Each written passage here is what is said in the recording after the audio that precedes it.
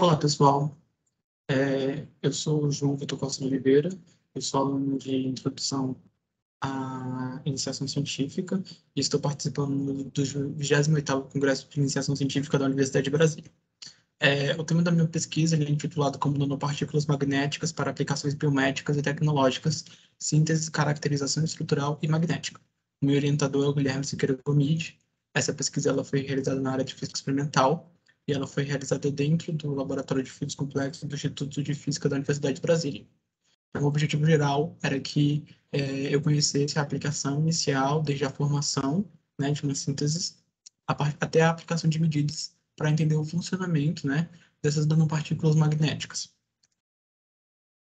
No geral, as aplicações tecnológicas usando nanopartículas, ou seja, que são partículas que se situam-se entre 1 e 100 nanômetros, vem crescendo ao longo dos últimos tempos, e isso é devido, né, à sua versatilidade, ou seja, além da sua escala ser bem pequena, ela explora interações bem fáceis com outros segmentos, por exemplo, o magnetismo. Então, esse estudo ele exatamente caracteriza e visa procurar e investigar essas interações e como elas se correspondem.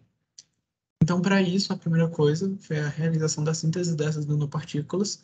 Então, foi a entrada dentro, né, realmente do laboratório químico e produzir elas a partir desse diagrama. Então, a gente tem três etapas importantes, que o primeiro é a obtenção das nanopartículas. Então, ali é a primeira etapa, onde vai ser realizada a, a mistura química, onde você vai colocar o composto, que vai ser feito essas suas nanopartículas. Também vai definir como você quer o tamanho.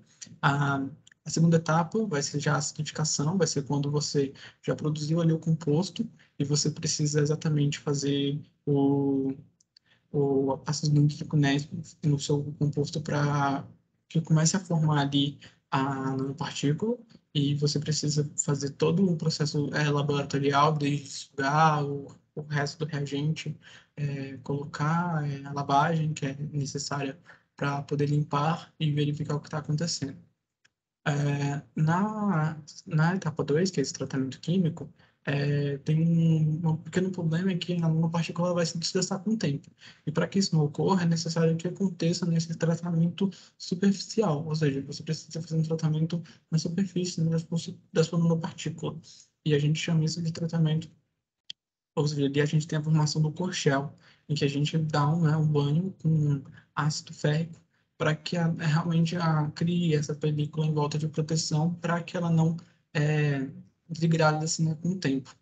E após isso a gente tem a peptidação, ou seja, a formação final, né, da nossa nanopartícula e podemos ver uma imagem dela com interações com, no caso, o ímã, né, e pode ver essas formações aí do respeito ao campo magnético. Então, ela fica bem solúvel, né, e corresponde bem a influências de outros compostos.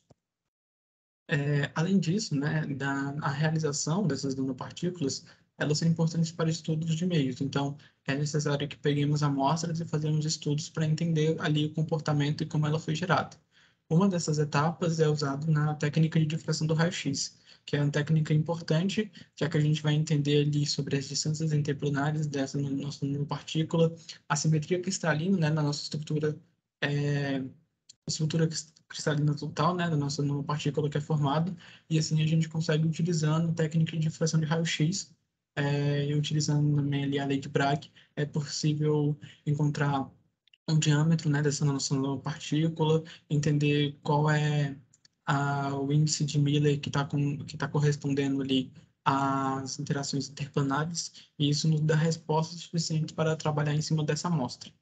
A segunda é uma microscopia eletrônica, né, já que é uma técnica em que dá imagens em altas resoluções para a gente dessas nossas nanopartículas e, e assim é capaz a gente ver, fazer estudos para entender o diâmetro, né, dessas nossas nanopartículas e o tamanho, já que é possível que a gente pegue ali a partir desses dados e monte gráficos que vão trazer para a gente relações do diâmetro total de toda essa nossa amostra, né? Então, precisa-se de várias imagens que são realizadas a partir da microscopia eletrônica.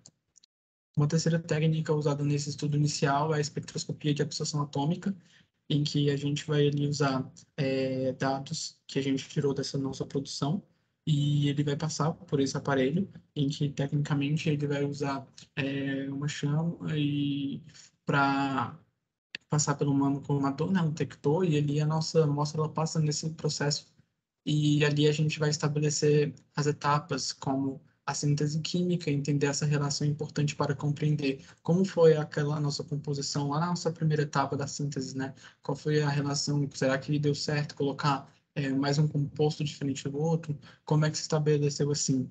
E o tamanho desse nosso, a nossa espessura, né? Então, assim, com essa técnica é possível calcular a espessura do nosso material e produzir diferentes tipos de espessuras para diferentes tipos de aplicações que podem se realizar, né, fazendo nanopartículas magnéticas. Após entender o comportamento, né, da estrutura das sínteses, a gente parte para um novo capítulo, né, no estudo de nanopartículas, que é utilizando o nanomagnetismo. Por quê? Como eu falei inicialmente, nanopartículas elas interagem muito bem com alguns estudos. E o nanomagnetismo é um estudo, né, das propriedades magnéticas e as suas aplicações, porque ela interage muito bem com essas nanopartículas que foram feitas. Então, esses materiais magnéticos necessitam do conhecimento de como as propriedades magnéticas das nanopartículas funcionam quando aplicadas campos magnéticos específicos para o sistema. Então, aí é um novo capítulo no estudo do magnetismo, onde a gente vai entender sobre magnetização espontânea, como é que se dá essa magnetização, né, nesse material, por que que ele é chamado, por que ele tem magnetização, como que isso acontece. Depois a gente vai falar um pouco sobre a anisotropia magnética, como é que dá essa forma como ela interage com o meio correspondente, né? Interação de supertroca, como a gente consegue fazer com que essa partícula interage ali na interação da força, né? Se tem muita ou pouca força. Então, é outro campo de estudo vasto e que a pesquisa ela dá seguimento para isso. A síntese de nanopartículas, em geral, né, para estudos futuros, a gente espera concentrar mais nessa parte do nanomagnetismo e realizar cálculos, né, e medidas utilizando equipamentos para isso, para que se tenha, né, uma ideia maior do magnetismo e da sua temperatura, que vai estar exatamente ligado a técnicas da hipertermia, para que a gente possa, enfim, ver aplicações, principalmente na área da biomedicina, onde são usados, né, para ali aplicações com tratamento do câncer e outras especificidades. Muito obrigado.